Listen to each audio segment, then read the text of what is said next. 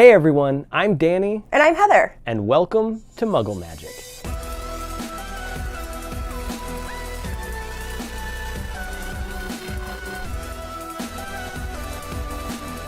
Before we get into today's DIY, I wanted to mention the sweaters that we're wearing. I've got the Hufflepuff sweater, and Heather's wearing the I'd Rather Stay at Hogwarts sweater, and these both came from Merchoid, and they sent them to us for free just to check out. And I think if you're cold in the winter, these really will help because they are warm. Warm. That's an understatement, but they are, yeah, I'm sweating. But yeah, they're the 2019 Christmas sweaters from Merchoid.com. Someone from Merchoid, Michelle, emailed me and we set this up and she sent me the sweaters. They got here really quick and yeah, they're really cool. Great colors, very vibrant, love it. Anyways, there will be a link to these sweaters and other things that might be cool in the description box below, so go ahead and check those out. First of all, Merry Christmas or Happy Holidays, whichever you prefer. In this video, we're going to be making Christmas wrapping paper. I've designed a few different patterns for this, so there's gonna be probably about 4 patterns or so. So this should add a pretty cool Harry Potter spin to the gifts that you wrap this year for your family and friends. And check out the link in the description for a link to a video Danny shot about this time last year, how to construct your own Christmas cracker. These papers and textures that we're releasing this year are gonna be perfect for kind of updating that craft this year if you did it last year. If you're not familiar, a Christmas cracker is kind of like a wishbone type activity that you can do with family or with friends. It's sort of constructed like a Tootsie Roll, and you pull it apart and whoever has the longest piece gets the prize inside. So check out that link in the description. You can use these new papers and textures to create your very own new updated Christmas cracker to share with family and friends this year. Check out the description box below for a list of supplies you're gonna need to make this DIY, and let's get started. So to do this DIY, we're gonna be making, again, Christmas wrapping paper, wizarding themed Christmas wrapping paper. So you're gonna wanna print out the templates. I have 5 different patterns here that you can use. And again, you can use this for the Christmas crackers, or you can just use it as Christmas wrapping paper, which is what I'm gonna do in the video today. So I'm just gonna go ahead and give you a better look at all the different patterns. So here is the Leaky Cauldron pattern. And then I've also made an Ollivander's pattern. I made a Honeydukes pattern, an Ilops Owl Emporium pattern, and a Borgin and Burke's pattern. So depending on the size of the box you're going to be wrapping, you may need to print multiple different copies, or you could use different ones, kind of like a quilt type pattern, patchwork type thing. But I'm going to use first the Borgin and Burke's pattern. And I will be wrapping one of my Muggle Magic mystery boxes, and this is the one for January of 2020. And I measured the box and figured out how much I need, so I printed 6 different copies of the wrapping paper, and I'm going to put them all together into one big sheet and then wrap this box up. So first we want to trim off all the white space from these templates. And so to do that, there are a couple of ways you can do it. You could do it with scissors, I guess, but I don't recommend it because you won't get a good, like, straight cut if you're using scissors. It's going to be noticeable, and I don't know, it bugs me, so I don't do it that way, but if it doesn't bother you, go for it. So I'm just clamping the paper together with just these paper clamps, and then we're going to line up a ruler with where we want to cut, and then use an X-Acto knife to actually cut this out. So you can also use a paper cutter, but I'm gonna show you how to do this first, just in case you don't have a paper cutter. So yeah, we'll just go ahead and follow along with the ruler. Make sure you're pushing down here so that the paper doesn't move around below the ruler. And we're gonna go over it as many times as we need until all the paper is cut through. If you're using a paper cutter, however, I suggest something like this. This is a rotary cutter, and it's really, really good. Actually was sent to me by a fan. She told me that she basically lived by this and it would change my life, and it did because it's awesome. And this will cut through all of the pages. I'll just have to go over it a couple of times just to make sure. But yeah, it should cut through them all. So we'll just line it up so that that's right where I want the cut. And there we go. Okay, yeah, that went through all of them right at once, so I didn't have to go over it multiple times at all. And this is a 11 by 17, by the way. I guess I didn't tell you what size to print on. You can print on 8.5 by 11. You just have to cut more out, and you know the drill. And now once you get all of the pages cut out, you might have to overlap them a little bit, but if you line them up, it's just a seamless texture all the way through. So now we need to take the pieces that we cut out and we're going to attach them to each other to make one large sheet. And I was thinking about using glue for this, but honestly, I think double-sided tape is probably the better option. We'll just take a long piece of double-sided tape and put it as close to the edge of the page as you can. If your tape wasn't long enough, you can just keep going, do another strip until you got it right.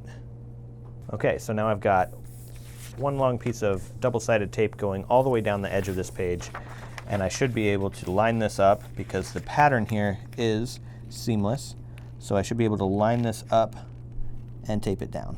I think maybe the harder part is actually lining this up. Let's line up one side, one logo down here. There we go, and then just keep going along and making sure the logos are lined up as you work your way up the page. And it is totally lined up and taped together. Let's do that one more time this direction. So we're gonna go 3 pages. The more narrow part of the rectangle is gonna go 3 down.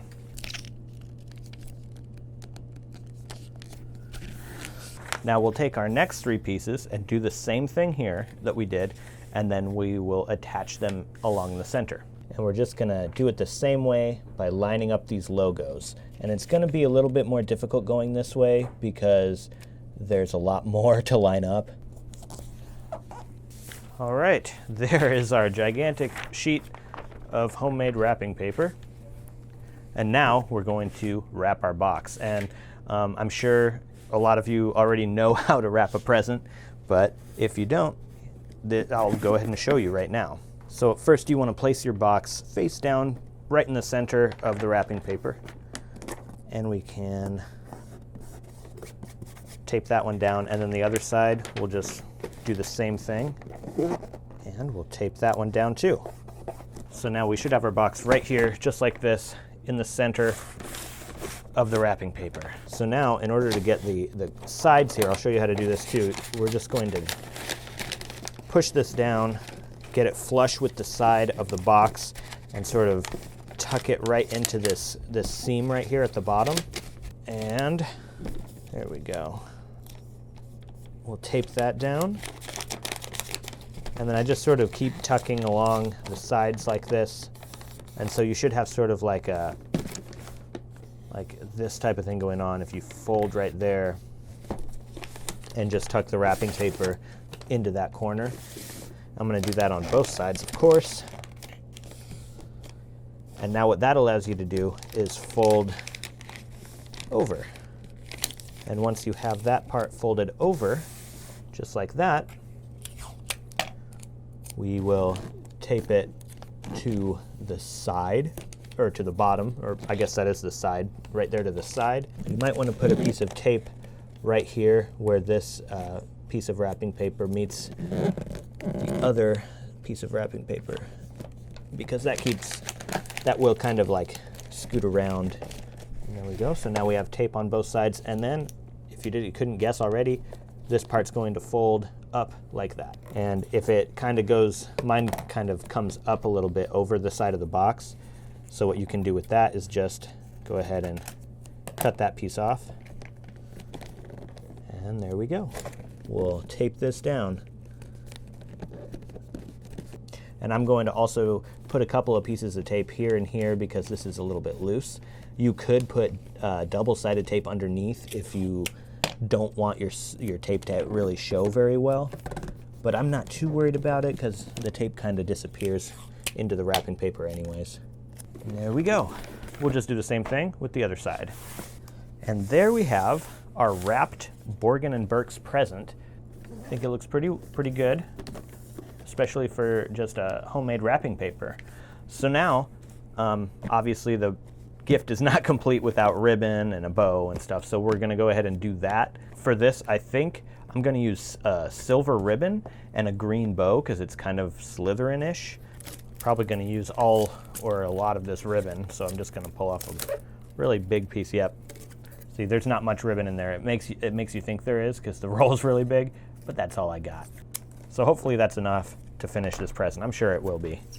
So what I like to do when I'm doing the ribbons, I will actually start about in the middle-ish of the ribbon. So I'll get right around where I think the middle is, and then I'll go off-center on the present, so maybe about a third of the way over from the corner or from the edge.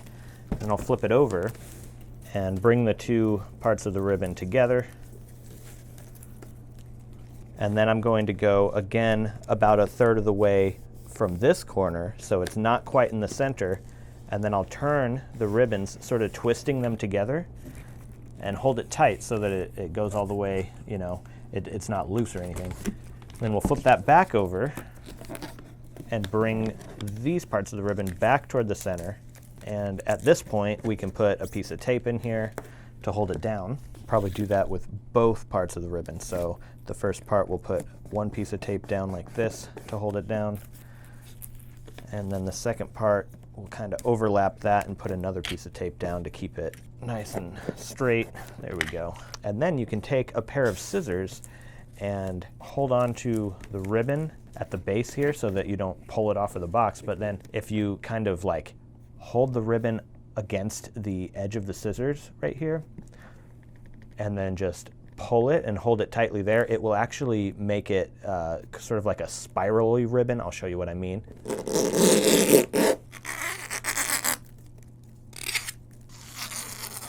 There, so as you can see, it sort of just curls up a lot more. That's a better word. Instead of spirally, yes, the ribbon curls up. So here we go. I'll do that to this side too. There you go. And if you do it a second time, it'll curl up a little bit more, but I think this is fine for what I'm doing. And then I have a couple of nice dark green bows that I'm going to put on here. And then you can just sort of situate the curled ribbon however you want. So that is what the bows look like, and the silver ribbon on the Borgin & Burke's wrapping paper. If you haven't already guessed, I am going to be giving this away. This is one of my magical mystery boxes. It has some pretty cool stuff inside. This is for January of 2020. At this point, I don't think I'm going to get it to you by Christmas because as I'm recording this right now, it is December 20th. So the giveaway is going to have to go on for maybe another week or so before I select a winner.